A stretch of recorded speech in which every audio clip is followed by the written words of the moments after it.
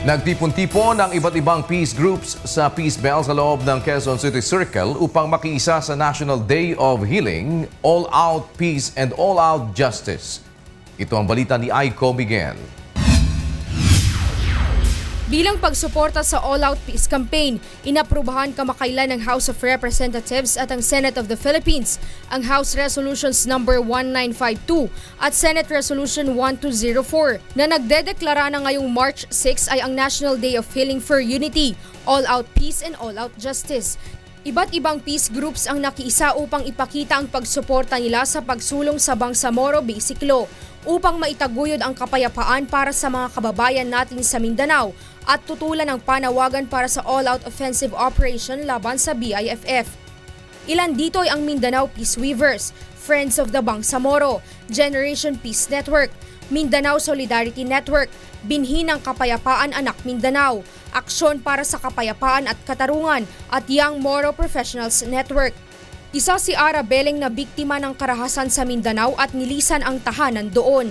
Huwag po nating patayin yung pag-asa ng mga Moro para sa kapayapaan at progreso sa Mindanao. Hangad naman ni Presidential Advisor on the Peace Process na si Secretary Teresita Deles na maisulong ang tunay na pangmatagalang kapayapaan na nakabase sa katotohanan at katarungan.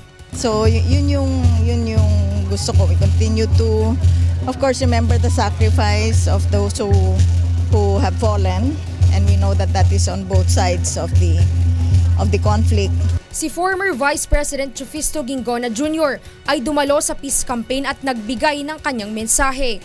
Kailangan mapasa, pero we have to improve sapagkat maraming mistakes.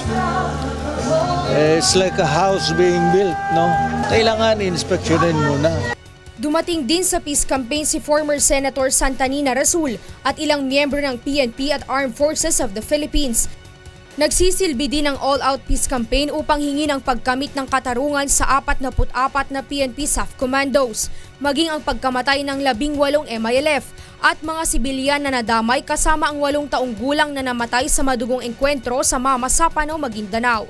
Mamaya tutulak naman ang Moro community sa EDSA People Power Monument bilang bahagi ng kanilang peace campaign.